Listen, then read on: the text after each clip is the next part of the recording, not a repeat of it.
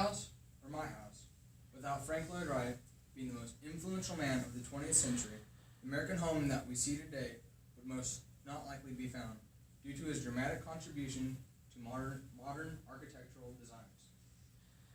A great architect is not made by way of a brain nearly so much as he is made by way of a cultivated, enriched heart. This was quoted by Frank, found on brandyquote.com. Although his life is perceived as just designing some of the most famous buildings we know today, he also faced many challenges, whether it be his personal life, as well as even just the destruction of some of his buildings. Mr. Wright lived anything but an ordinary life, traveling the world, building immaculate structures, and captivating the people he met along the way with his view on everything he used that nature had to offer. First off, Frank Lloyd Wright was born June 8, 1867, in Richland Center, Wisconsin. His childhood was mainly spent traveling from home to home across the states, which had a large impact on the way he perceived houses.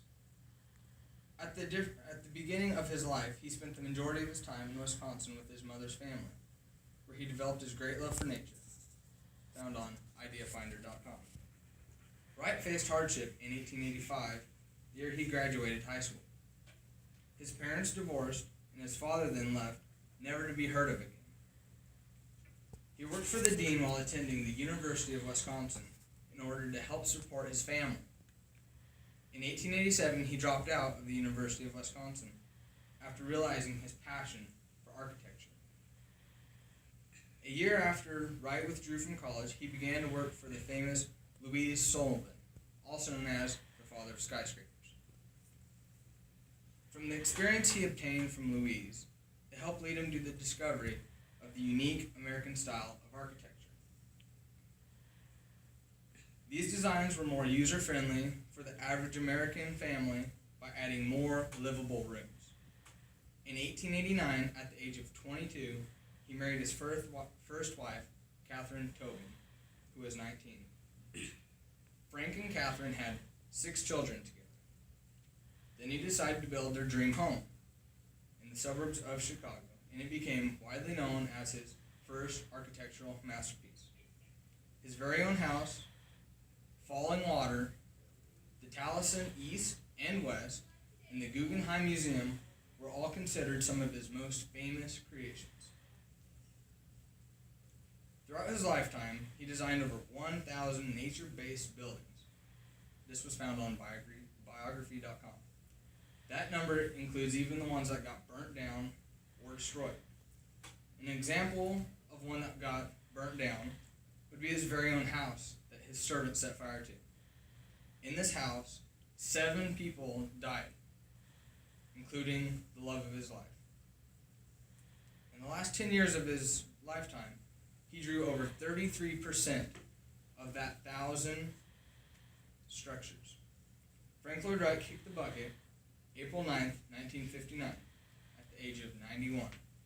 The Guggenheim Museum was completed 6 months later, and he wasn't even alive to see another one of his masterpieces arise. To conclude, Frank was a dreamer that put his visions onto paper. He fell in love with nature and pursued his career as an architect. This future architect studied at the University of Wisconsin before dropping out. He made the American-style architecture that we know of today. Even facing many hardships throughout his life, he was able to bounce back and keep busting out masterpieces. Frank Lloyd Wright is not only the most influential man of the 20th century, but also the most influential architect, too. This is Frank Lloyd Wright. This was his first house. As I said, it's one of his first masterpieces, and this was also the one that got burnt down by a servant. This was actually what he's most known for is Falling Water.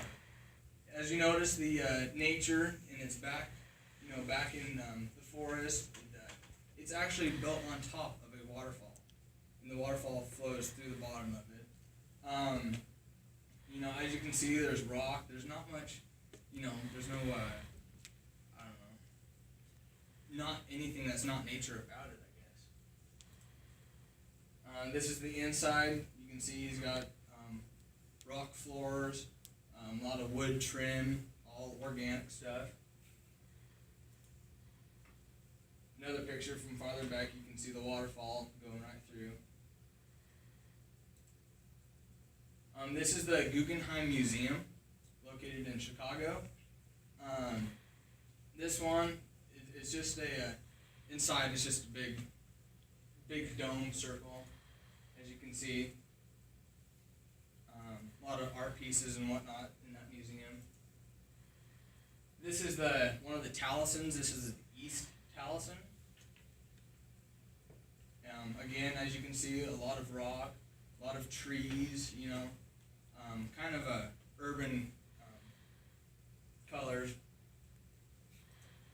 And then you got the West Talison, which is located in Arizona.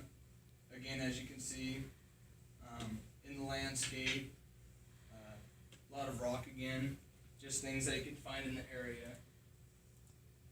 And that was Frank Lloyd Wright's life.